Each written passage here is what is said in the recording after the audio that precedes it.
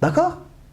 Ici, Sidna Youssef alayhi salatu wassalam, il a fait valoir deux de ses compétences.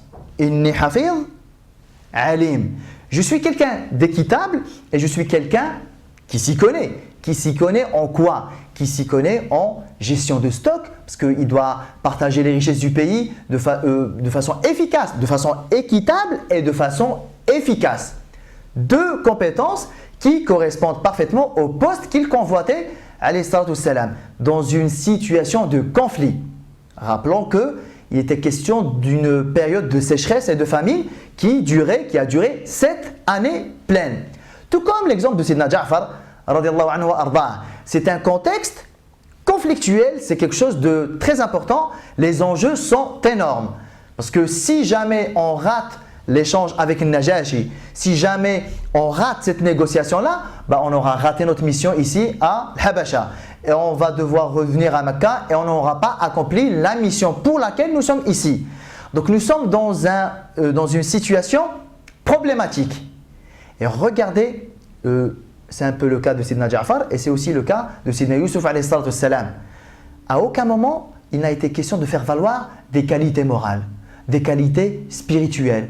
Sidna Youssef alayhi salatu wassalam, lorsqu'il a demandé ce poste-là, il a dit قَالَ جَعَلْنِي عَلَى خَزَائِنِ الْأَرْضِ fais de moi le gestionnaire des richesses du pays. Il ne lui a pas dit parce que je suis prophète ou messager ou parce que je suis fils de prophète. Pas du tout. Pour un poste particulier lié à la gestion de ce bas monde, il a fait prévaloir les compétences de ce bas monde. Sidna Ja'far, radiallahu anhu, il était dans un groupe où il y avait peut-être spirituellement des personnes mieux que lui. On peut peut-être penser à Sidna Uthman, radiallahu anhu wa arda'. Pourtant, il n'a pas été question ici de sensibilité morale et spirituelle, mais plutôt de compétences qui vont réussir à nous faire sortir de cette galère-là. Et c'est là où on arrive en fait à, subhanallah, des applications de nos jours, nous les musulmans, on voit que ce sens-là, le frère ou la sœur qui a une compétence, qui a un savoir-faire, une connaissance ou un savoir, il ne le fait pas spécialement fait sortir. Surtout quand on a besoin de telle ou telle compétence dans une situation conflictuelle. Par exemple, vous avez un groupe de musulmans qui se connaissent un peu sans plus. À un moment donné, ils veulent faire une prière. Alors, qui c'est qui va présider la prière? Alors, des fois, vous avez dans le groupe un frère, alhamdoulilah, compétent. On les a déjà connus, on les a vus. Vous avez des fois des frères qui ont déjà présidé la prière dans des mosquées. Ils ont déjà fait tarawih, etc. Ils se retrouvent dans un groupe avec des personnes plus ou moins connues, inconnues. Qui c'est qui préside? Qui c'est qui préside? Lui, il sait que lui, il peut présider parce qu'il a les compétences pour. Tant au niveau de la récitation du Coran, au niveau du fiqh, de la réparation de la prière et toutes ces choses-là. Mais il va laisser les gens dire oui, toi, non, vas-y, s'il te plaît, voilà, on va faire présider un tel, et la personne-là, elle va rester en retrait jusqu'à ce qu'une personne aille devant et préside la prière. Sauf que des fois, la personne qui a été présentée pour présider la prière, mais elle n'a pas les compétences pour. Des fois, il se passe des problèmes dans la prière, la personne ne sait pas les réparer, peut-être qu'elle ne récite pas très bien le Coran, et à la fin, on se retrouve avec quoi, subhanallah? Nous avions un frère qui était capable de remplir cette mission-là, mais qui a laissé ce poste vacant à quelqu'un d'autre qui l'a mal occupé. Vous savez, le danger ici, il est à ce niveau. C'est que lorsque vous avez une compétence, lorsque les frères, les sœurs, vous avez une compétence pour quelque chose de particulier, dans un contexte particulier où l'on a besoin de cette compétence-là, si vous faites le choix de rester en retrait et laisser ce poste-là vacant, vous prenez le risque de voir ce poste-là occupé par moins compétent que vous. Et vous rendrez des comptes sur ça. Si jamais la situation tourne mal et si jamais les conséquences deviennent graves. Parce que toi, tu avais les compétences pour pouvoir éviter ces conséquences graves. Tu as préféré, pour des raisons qu'on va développer un peu plus tard, tu as préféré te retirer. Ben regarde, le poste a été occupé par des gens, peut-être que involontairement pensaient avoir les compétences, ou même par des gens peu scrupuleux qui eux sont à la recherche de postes vacants pour jouer, être sur le devant de la scène. Des fois, Là, j'ai pris un exemple, on va dire, religieux qui est lié à notre vie religieuse, mais ça s'applique à des choses de ce bas monde, subhanallah. Des fois, on part en voyage. Nous sommes dans une voiture, on va, je sais pas, par exemple, on va à Strasbourg, nous sommes dans une voiture avec des frères. Peut-être que nous, c'est la première fois où on y va, on ne connaît pas très bien le chemin, on cherche notre adresse, le GPS il nous a lâché, on s'est trop fait avoir dans le centre-ville, il y a trop de sens interdits, avec les routes de tramway, on est dans l'embrouille totale, on a perdu un temps fou à trouver l'adresse de destination. Au bout d'une heure et demie, 2 heures, on a finalement trouvé. Et des fois, qu'est-ce qu'on découvre? On découvre que parmi nous, dans la voiture, il y avait un frère strasbourgeois, carrément. Ou alors quelqu'un qui est habitué à faire ces allers-retours là, qui connaît très très bien le chemin. Et lorsqu'on leur dit, subhanallah, pourquoi tu ne nous as rien dit? Pourquoi tu nous as laissé perdre ce temps? Pourquoi tu nous as laissé nous embrouiller? Alors quand on dit aux frères et aux sœurs, mais pourquoi, subhanallah, vous aviez la compétence en question, vous aviez le savoir-faire en question, vous aviez les connaissances en question. Pourquoi, lorsque vous nous avez vus en train de perdre notre temps, en train de galérer, pourquoi n'êtes-vous pas intervenus? Alors, quand on leur dit ça, il y a 2 types de réponses. Une première sorte de réponse, c'est « T'es fou, toi. Subhanallah, c'est pas à moi de corriger l'imam. T'as vu, les frères là, c'est des anciens. Moi, je suis un fraîchement repenti. Je suis un fraîchement converti même. Subhanallah, c'est pas à moi de corriger ces gens-là. C'est vrai, je les ai vus en train de prendre un mauvais chemin. Je les ai vus se tremper dans la sortie d'autoroute ou quoi. Mais je me suis dit, c'est pas à moi, moi qui ai commencé la prière et depuis 2 semaines seulement, c'est pas à moi de dire à un imam ou alors à des frères, alhamdoulilah, qui sont très avancés dans le cheminement, qui sont plus âgés que moi spirituellement, c'est pas à moi de leur dire, excusez-moi, désolé, là vous avez commis une erreur, c'est pas le chemin là, c'est un autre. Non, c'est pas à moi de le faire. Et puis, ils doivent savoir pourquoi ils l'ont fait. Ils ont plus de connaissances que moi. Et ça, moi, la phrase là, elle me tue. Lorsque vous entendez des fois des frères et des sœurs vous dire « le frère là, la sœur là, il a beaucoup de science ». Il a beaucoup de science dans quoi? Peut-être qu'il a beaucoup de science en tajwid. Peut-être qu'il a beaucoup de science en fiqh. Peut-être qu'il a beaucoup de science en aqidah, en grammaire. Peut-être que ça fait 25 ans qu'il chemine. Peut-être qu'il est sincère. Peut-être qu'il craint Allah Ta'ala plus que moi. Peut-être tout ça, je ne le conteste pas. Mais est-ce que ça fait de la personne là une personne experte dans tous les domaines de la vie? C'est là où il est n'importe quoi. Tu es expert dans 1, 2, 3, 4, 5 domaines, ça s'arrête là. Nous, on cherche notre chemin. Moi, j'ai perdu 1 heure et demie à Strasbourg à trouver mon chemin. Qu'est-ce qui m'était utile le jour-là? Le fait de connaître un par cœur ou le fait de connaître le chemin? Donc, le frère qui a commencé à faire sa prière depuis seulement 1 semaine, il m'est plus utile s'il connaît le chemin que quelqu'un qui connaît un par cœur. Donc, faisons la part des choses, subhanallah. Et là, on voit que nous-mêmes, on était un peu comme ça au début. Lorsqu'on se repent, lorsqu'on emprunte le chemin d'Allah Ta'ala, on a tendance à idéaliser les frères qui nous ont devancés dans le chemin d'Allah Ta'ala. On a tendance à les surévaluer. On se comprend bien. Je ne suis pas en train de leur enlever leur dû, mais je pointe du doigt ce problème-là. On a tendance à croire que si le frère là ou si la sœur là connaît le Coran par cœur par exemple, ça fait de lui systématiquement une autorité dans beaucoup d'autres domaines. Ce qui est faux. Tu n'es pas médecin, tu n'es pas médecin. Tu n'as pas à intervenir dans ça. Et là, l'exemple de Sidna Ja'far, il nous apprend ça. L'islam, il respecte les compétences des gens. Si ça relève de ta compétence, bismillah. Si ça ne relève pas de ta compétence, tu n'as pas le droit d'y mettre les pieds. Donc il y a déjà ce premier problème, celui de vouloir surévaluer et élargir le domaine de compétences des gens qui nous ont devancés dans la voie. Ça on l'a vu à la mosquée, subhanallah. Des fois les gens ils viennent nous voir, ils nous consultent pour des domaines qui ne sont pas les nôtres. Tu as envie de dire aux gens, mais pourquoi tu es venu me voir moi? C'est pas mon domaine. Mais on sait que parce que les gens, ils ont tendance à confondre le savoir religieux avec le savoir tout court. Donc là, il y a un petit problème. Donc première chose à corriger, Inch'Allah Ta'ala, alhamdoulilah, les gens qui nous ont devancés dans la voie, pas de souci, ils sont au-dessus de nos têtes, on leur embrasse les mains, alhamdoulilah, pas de souci, dans ce qui relève de leur domaine de compétence. Ils ne savent pas réparer une voiture, je ne vais pas faire appel à eux si jamais ma voiture, elle me lâche, on est d'accord? Deuxième problème, c'est que justement ces personnes-là qui sont plus âgées spirituellement, qui ont beaucoup plus de savoir, beaucoup plus de connaissances, qui ont beaucoup plus d'expérience dans le chemin d'Allah Ta'ala que les fraîchement repentis, que les fraîchement convertis. À eux de jouer le jeu et à eux de reconnaître leur ignorance dans tel ou tel domaine. Il n'y a aucune honte. Moi je suis un imam, je préside la prière, je fais le tarawih, je peux apprendre le Coran aux enfants et un peu de grammaire arabe, voilà, ça s'arrête là. Les gens ils viennent me consulter dans autre chose. Ils viennent me consulter dans la gestion de carrière, qu'est-ce que je fais, qu'est-ce que je fais pas, je suis désolé. Je ne suis pas conseiller d'orientation, sauf si je suis conseiller d'orientation en même temps. Donc qu'on fasse la part des choses. Et que du côté, on va dire, des repentis, des fraîchement arrivés, alhamdoulilah, je ne consulte les personnes que si c'est leur domaine.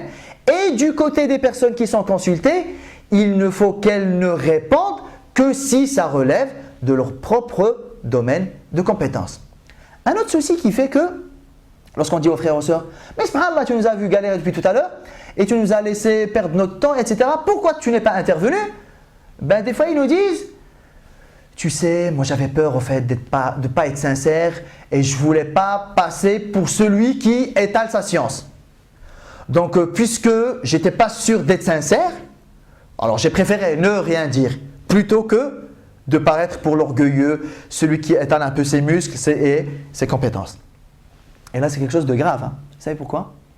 Comme dit Al-Fudayl ibn Iyad, un des grands connaisseurs d'Allah Ta'ala de la génération de Tabi'in, il dit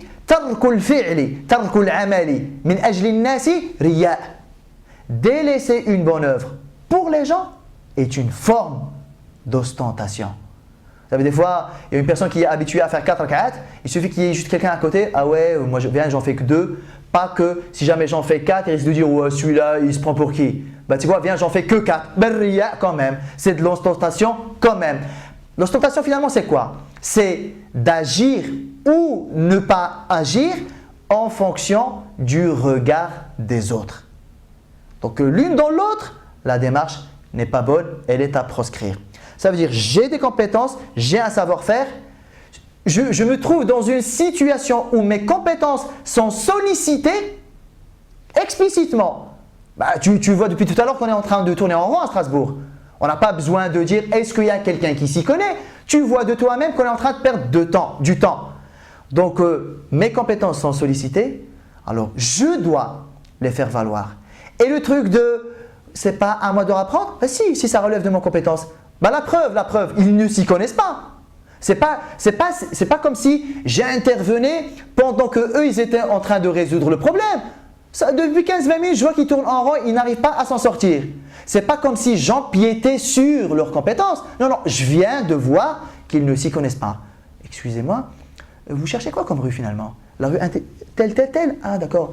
En fait, moi, je suis déjà venu à Strasbourg plusieurs fois et là, on n'y est pas du tout. Ce serait bien de tac, tu vois, ça, voilà. Moi, je fais adab, bon comportement, il n'y a aucun souci.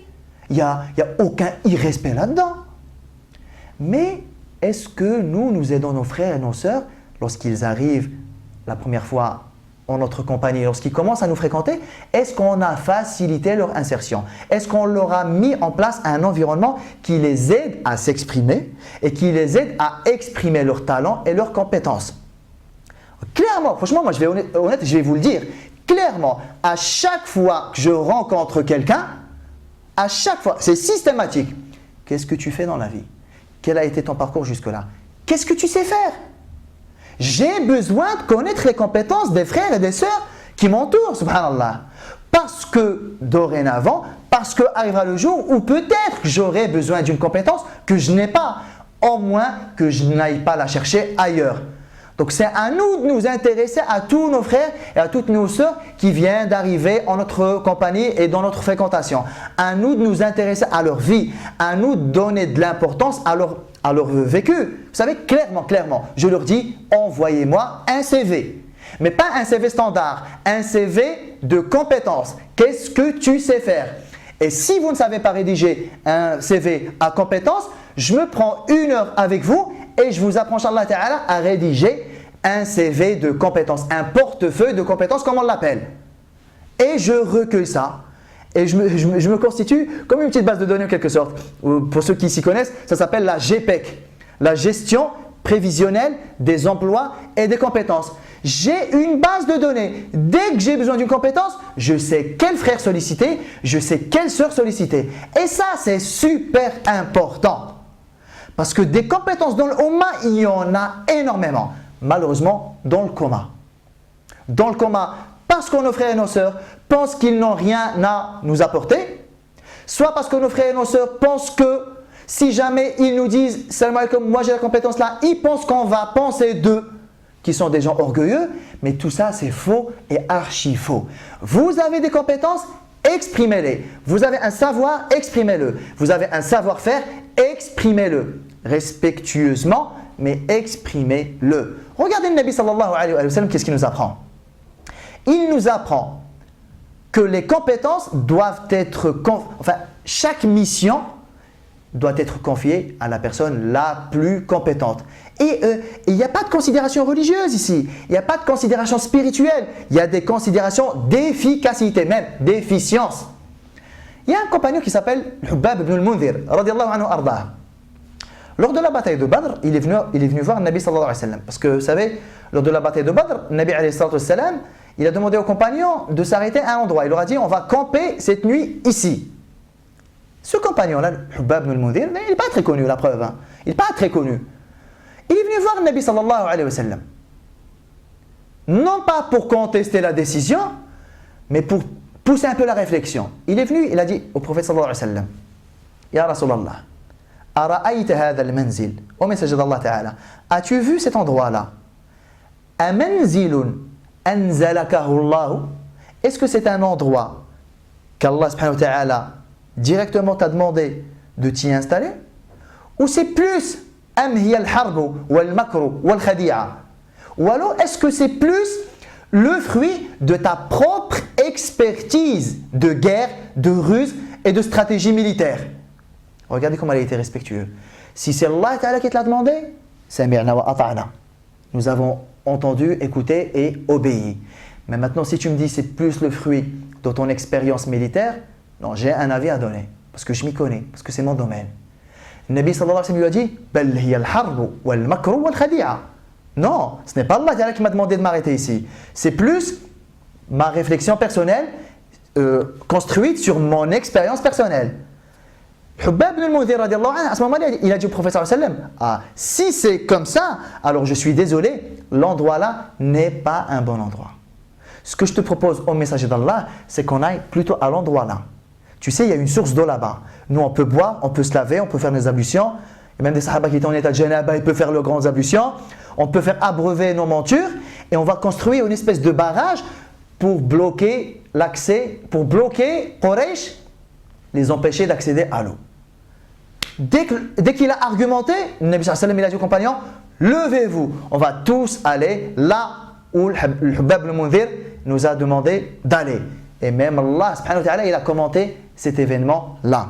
إِذْ أَنْتُمْ بِالْعُدْوَةِ الدُّنْيَا وَهُمْ بِالْعُدْوَةِ الْقُصْوَى وَالرَّكْبُ أَسْفَلَ مِنْكُمْ. Dans Surat Al-Anfal, Allah Ta'ala, il dit que vous étiez à un endroit surélevé par rapport à Quraysh. C'est ce qui vous a permis de les empêcher d'accéder à l'eau. Et ça a été un facteur de réussite de la guerre. Mais ici, j'aimerais qu'on s'arrête sur deux choses. Si Hubbab ibn al-Mundhir, il s'est permis de dire ça au prophète sallallahu alayhi wa sallam, c'est qu'il a compris lui aussi que, n'oublions pas, Sahaba, ils sont le fruit de l'éducation prophétique. Donc il a compris qu'il n'y avait aucun mal à aller dire au prophète sallallahu alayhi wa sallam, excuse-moi, c'est ton avis personnel ou c'est Allah Ta'ala qui te l'a demandé? Est-ce qu'il y a une marque de non-respect ici? Alors, subhanallah, nous, des fois, t'es fou. Moi, je ne peux pas dire ça à l'imam. Regardez, Sahabi, il est venu dire au prophète sallallahu alayhi wa sallam, j'ai un meilleur avis que toi sur cette question-là.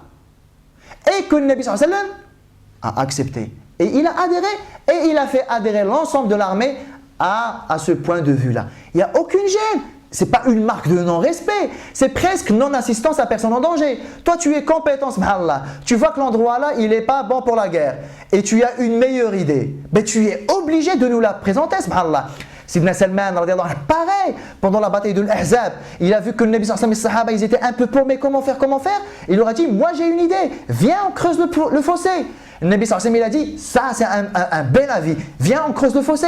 Regardez comment les Sahaba, ils osaient proposer des choses au prophète sallallahu alayhi wa sallam. Il n'y avait pas cette barrière, t'es fou toi, moi j'irai jamais dire un truc au prophète sallallahu alayhi wa sallam. Le Nabi sallallahu alayhi wa sallam, ça veut dire quoi ici? Et c'est là, c'est le deuxième aspect sur lequel j'aimerais qu'on s'arrête. Si les Sahaba ils se sont permis ça, c'est que le Nabi sallallahu alayhi wa sallam leur a toujours ouvert la porte de la discussion et de l'échange. Le Nabi sallallahu alayhi wa sallam leur a toujours montré qu'ils avaient un avis, qu'ils pouvaient s'exprimer et que je suis Rasoul, d'accord? Je suis votre frère aussi, il ne faut pas oublier ça. Je suis un musulman comme vous, je suis ouvert. Dites-moi, qu'est-ce qui va, qu'est-ce qui ne va pas? Subhanallah. La compétence, vous vous rendez compte? Subhanallah.